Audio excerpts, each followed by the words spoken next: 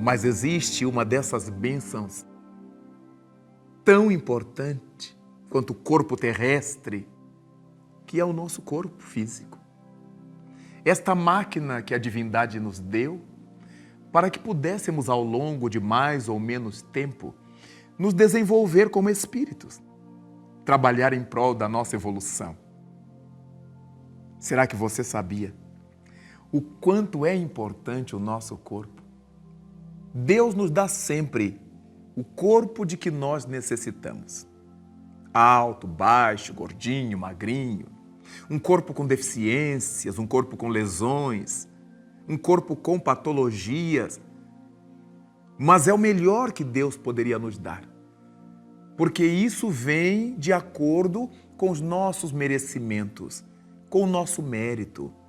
Com certeza nós já teremos vivido muitas vidas, aqui na Terra, em outros mundos. Não esqueçamos de que foi Jesus Cristo que nos ensinou: há muitas moradas na casa do meu Pai. E certamente nós já teremos passado por essas moradas, ou ainda iremos para outras tantas dessas moradas. E o nosso corpo físico é esse patrimônio que utilizamos durante uma existência corporal, durante uma existência carnal, ou se quisermos, durante a vida física. É tão importante cuidar desse corpo, porque se soubermos cuidá-lo, ele nos devolverá em oportunidades maiores. E nós cuidaremos do nosso corpo, a princípio, dando-lhe nutrição. A alimentação adequada, nem demasiada, nem diminuta, em excesso. Aquilo de que o organismo necessita para nos dar essas oportunidades da vida. Então, comer direito. Beber o que convenha ao nosso corpo. As bebidas excitantes, perturbadoras, que têm tropismo no nosso sistema cerebral, neurológico, não são as melhores coisas para a nossa ingestão. Os alcoólicos, se não forem muito bem dosados, em doses muito mínimas, eles irão afetando de forma patológica a nossa estrutura corporal. Então, todo cuidado com o corpo. Aquilo que vamos beber, aquilo que vamos comer. Se o nosso corpo estiver apresentando sinais de enfermidade, cabe-nos buscar o médico. Nada de justificar que não vai ao médico porque toma água benta na igreja, água fluidificada na instituição espiritual, que recebe a bênção do padre, do papa, do médium, do pai de santo, do rabino. Não. Deus colocou na terra a medicina exatamente para que nós aprendamos a respeitar a ciência médica. E respeitando a ciência médica, nós procuremos os médicos sempre que o nosso corpo indique que ele não está indo bem. Nada de automedicação. Nada de usar aquilo que a comadre falou, que o vizinho disse, uma vez que cada organismo é diferente do outro. E aquilo que para um fez bem, para o outro poderá ser danoso. Então cabe-nos, em nome do bom senso, se eu sinto que estou precisando de algum atendimento, deverei recorrer à autoridade médica. Então o nosso corpo é essa morada do Espírito, como disse Jesus, e que as traduções da Vulgata incluíram santo aí. Nosso corpo sendo o templo do Espírito, o que é mais lógico, ou sendo o templo do Espírito Santo, como pretendem os religiosos, não importa. Importa que o nosso corpo é um templo. E todo templo é sagrado e deve ser tratado sagradamente. Os excessos, as festas inacabáveis, as noites indormidas, tudo isso vai danificando o nosso corpo. Por isto, toda morigeração, toda moderação, todo cuidado será importante para que o nosso corpo possa viver em harmonia. Cabe-nos então pensar na bênção de que se constitui o corpo físico para nós. A honra de viver na terra adotando o corpo físico como o nosso doce jumentinho, como lembrou São Francisco, sem qualquer dúvida, irá nos fazer pessoas mais felizes, sabendo usar o nosso corpo orgânico.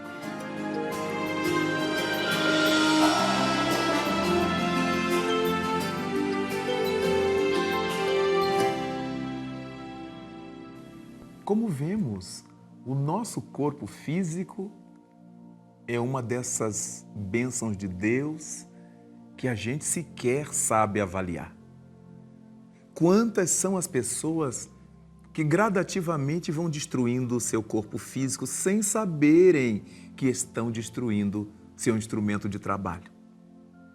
Aquelas que acham que têm que trabalhar até não mais poder para ficar ricas ou por alguma neurose, as pessoas chamadas workaholics, aquelas que trabalham excessivamente, que não descansam, não repousam, não obedecem à lei do repouso e dessa maneira vão danificando sua instrumentação física.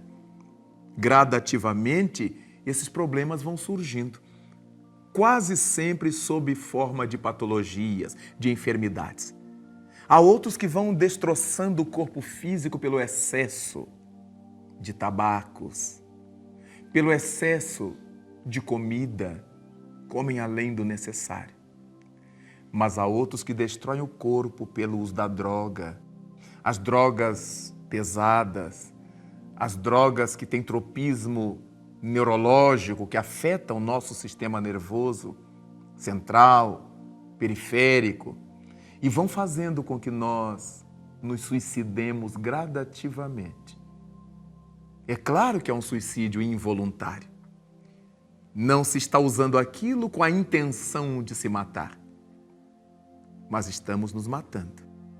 Todas as vezes que ingerimos aquilo que perturba o metabolismo, que adultera o movimento do corpo, as reações do corpo, e para que nós possamos sair dessa conjugação de tormentos que vai destruindo o corpo, vale a pena pensar no ser que é mais importante do que o corpo. O ser ao qual a divindade entregou o corpo, o espírito. Nós, em verdade, cada um de nós e todos nós, somos espíritos, somos seres espirituais. Nos recordamos bem de que no Evangelho de Jesus Cristo, há um momento em que ele recorda os ditos dos profetas e escreve o evangelista João que Jesus Cristo teria dito: já não tendes ouvido, entre parênteses, com os antigos, vós sois deuses? Deuses com D minúscula. Somos espíritos. E todos nós que somos espíritos temos por destino a evolução. E porque somos espíritos, dotados agora, durante a vida na Terra, de um corpo físico, precisando saber tratar esse corpo físico, teremos que tratar de nós primordialmente. Principalmente, primeiramente, tratar do espírito que somos nós. Então é importante tratar do espírito procurando desenvolver bons pensamentos. Bons pensamentos. Pensamentos de saúde, pensamentos de amor, pensamentos de justiça, de equidade, de fraternidade. Todos os tipos de pensamentos que elevam a vida, que elevam o indivíduo, nos ajudam a tratar bem da alma que somos, tratar bem do espírito que somos. As boas conversas, os bons diálogos. O que fez o apóstolo Paulo nos lembrar num dos seus escritos: fale aquilo que convenha à sã doutrina, para que a gente aprenda a falar coisas boas, falar aquilo que presta, falar aquilo que não nos contamine a cabeça. Volta e meia é natural que a gente conte um caso mais estranho, narre uma tragédia, conte uma piada, às vezes que não seja tanto de salão, mas sabendo de que não devemos encharcar a mente com esses conteúdos, porque esses conteúdos perturbarão o ser espiritual. Todas as virtudes, a fraternidade, o amor, a atenção, o trabalho, são importantes para a nossa vida do espírito. Mas a oração, o hábito da reflexão, da meditação, se tornam fundamentais se quisermos tratar bem do espírito que nós somos. Cuidar bem do corpo, cuidar bem do espírito é a receita infalível para que saiamos da terra com a tarefa cumprida, para que deixemos o corpo físico tendo atendido a todas as determinações da divindade. E é cuidando do corpo e cuidando da alma que seremos pessoas felizes na terra. Dedicação que nós tenhamos para com o nosso corpo deverá ser a mesma dedicação, se não maior, para com o espírito que nós somos. Porque mais dia menos dia, o corpo ficará e nós seguiremos a grande jornada no rumo do infinito.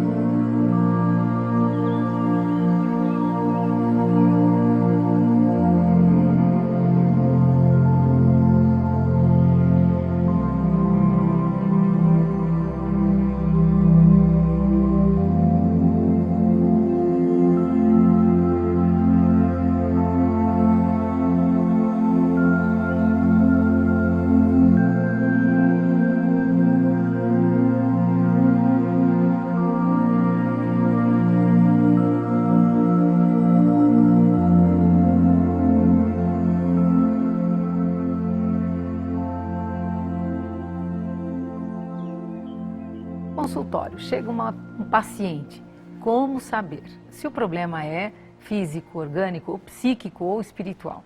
Ah, tá. Essa é uma pergunta que normalmente o paciente faz, né? Ocorre o seguinte, existe uma ideia de senso comum de que ou um problema é espiritual ou ele é orgânico. Ah, doutor, meu problema é espiritual ou é orgânico? Isso é uma falha conceitual. Por quê? Porque a mediunidade, por ser uma faculdade de senso-percepção, ela tem um componente orgânico. Tá? É interessante que Kardec, no livro dos médiuns, vai dizer, mediunidade é biológica. É verdade. Tá? Então, o que acontece? Quando uma pessoa ela tem uma interferência espiritual, o organismo reage. Tá? Então, o que acontece? Se a pineal, que está no meio da cabeça, capta por ondas eletromagnéticas, como o celular capta uma mensagem. Aquela interferência espiritual, ela está arquivada no cérebro, ela vai reagir dentro do cérebro. Então, quando há uma aproximação de um espírito, na nossa casuística nós observamos que há uma tendência a uma resposta adrenérgica, adrenalina. Então a pessoa acelera o coração, aumenta o fluxo sanguíneo dos rins, então a diurese aumenta o fluxo sanguíneo da cabeça.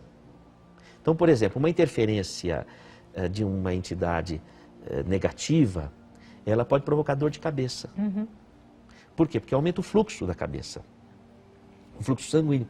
Aliás, Jung já havia percebido isso. Nós vamos encontrar no grande psiquiatra Carl Gustav Jung, obras completas, segundo capítulo do primeiro volume, O Médium Espírita. Ele observa uma mulher franzina, jovem, que apresentava fortes dores de cabeça após as interferências espirituais, que ele chama de ataques. E essas dores de cabeça, ela aliviava fazendo movimentos das mãos sobre a cabeça, que a gente chama de autopasse, não é? No caso dela, aliviava com essa condição. E o Jung chegou, inclusive, a palpar o pulso e a auscultar o coração, como se estivesse percebendo mesmo que havia alguma alteração orgânica naquele processo. Tanto que, para você fazer a diferença entre uma simulação de uma incorporação mediúnica, o indivíduo está teatralizando, ou quando aquilo é real, é o exame físico, porque a incorporação dá alteração física.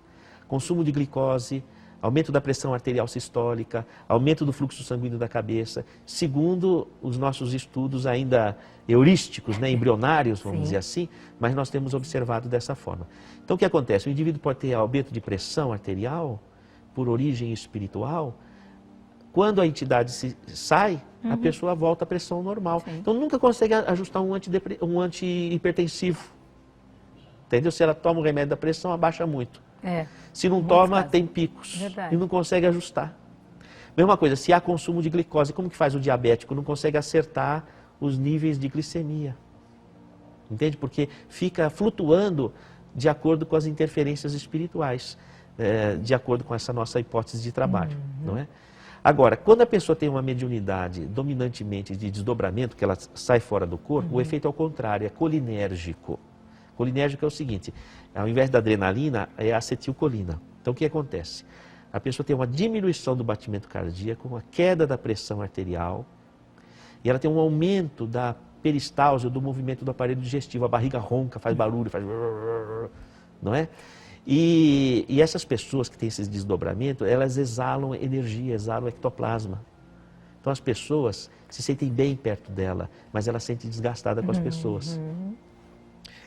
E esse excesso de ectoplasma que ela exala, torna ela muito interativa mentalmente. Ela sente o que o outro sente, sente a psicosfera espiritual que a envolve.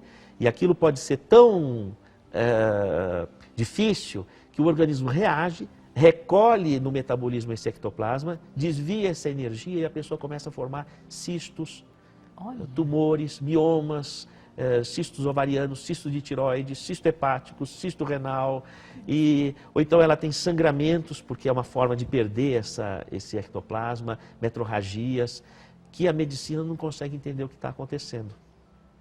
A pessoa sente uma depressão que não se trata com remédio nenhum, não consegue tratar, porque já está envolvendo outra esfera, que é a senso-percepção mediúnica.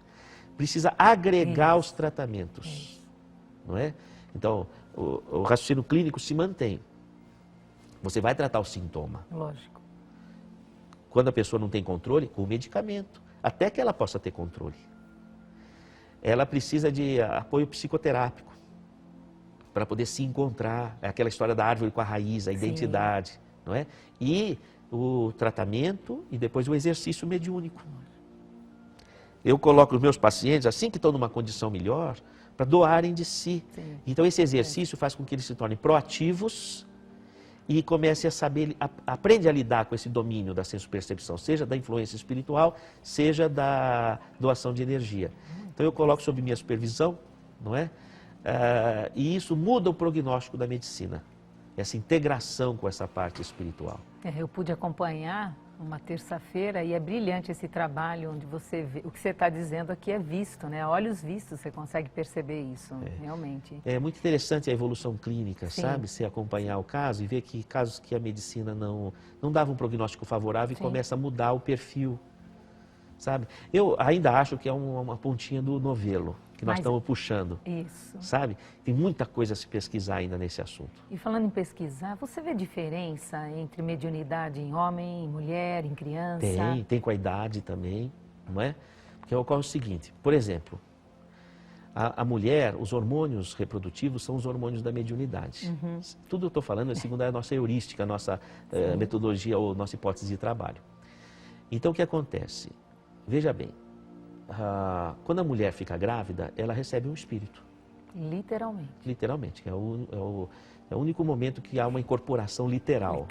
Não é? Bom, verdade. Muito bem. Quando a mulher está no pré-menstruo, o que acontece? Ela está preparada para receber um embrião, porque o endométrio está engurgitado, que é aquilo que descama na menstruação, né? O endométrio é um acolchoado para receber o embrião.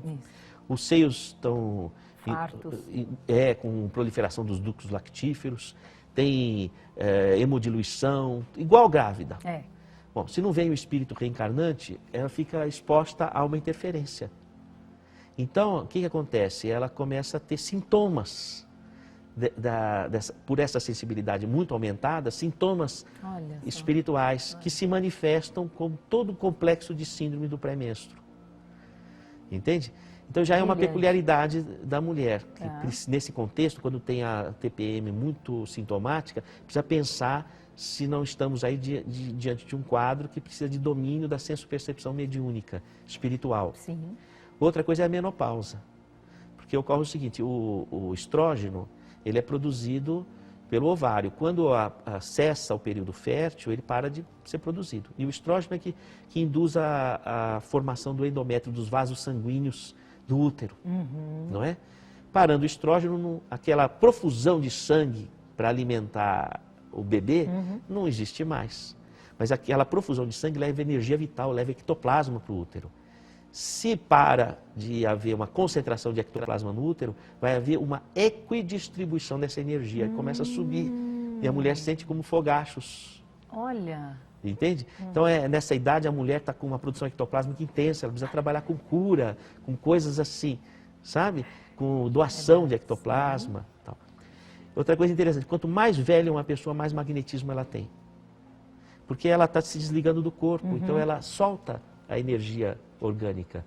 Ela solta o magnetismo. Tanto que você vai ver, um médium de cura é o preto velho, é a velha benzedeira, não é que tem um poder, não é? Porque mais madura a pessoa, mais o magnetismo. O André Luiz vai falar isso no Mecanismos da Mediunidade.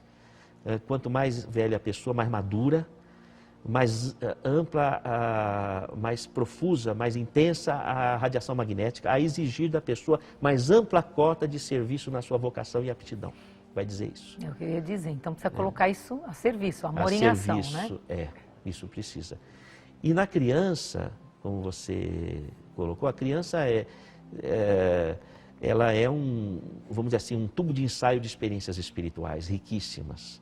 A criança precisa ser acompanhada do ponto de vista psicológico, afetivo, educativo para a vida, precisa ter presença e precisa estar muito de olho na parte espiritual, sobretudo quando a mediunidade está para amadurecer biologicamente, que é quando a criança está para se tornar púbere. Quando está para entrar na fase fértil. Aí a mediunidade vem estourando do ponto de vista biológico. E aí o adolescente, o pré-adolescente, fica extremamente influenciável. Extremamente influenciável. Aí começa, como você vê hoje, está tendo muito transtorno bipolar, epilepsias atípicas, não é? Derivados dessa profusão de expressão mediúnica para as drogas. Não é? Então, a psicologia... Sexualidade precoce, gravidez precoce, é verdade. Né? Na verdade, há vamos dizer assim, um aumento da sensibilidade tremendo, quando há um estouro, um vulcão de sensibilidade. Então, a criança tinha que estar sendo preparada desde o começo, tem que se dar atenção para essa fase, não é? E o homem é pouco estudado. O homem é pouco estudado, porque... a sexualidade masculina, mesmo do ponto de vista hormonal, do ponto de vista... é pouco estudado. Não é como na mulher. É verdade. Por uma questão de preconceito, o machismo da sociedade. Hoje que existe pesquisas mais profundas a respeito da hormonologia do homem, etc. Mas o homem também apresenta flutuações hormonais com as influências espirituais, alterações de testosterona, uma série de questões muito curiosas sobre o assunto. Aí também é um vasto terreno para pesquisa, para entendimento e para atuação, não é? É porque as pessoas estão procurando resposta, Sérgio, né? Exatamente. Não é? E agora, o programa por hoje já está quase chegando no final. Te peço as considerações finais. Se você tiver curiosidade sobre o assunto, nós temos o site do projeto da universidade. Por favor. Né? É www.uniespírito, depois se quiser colocar no slogan aí na televisão, www.uniespírito.com.br. Tem DVDs com as aulas da pós-graduação e vídeos livres para você também poder estar, vamos dizer assim, formando uma opinião própria a respeito das pesquisas.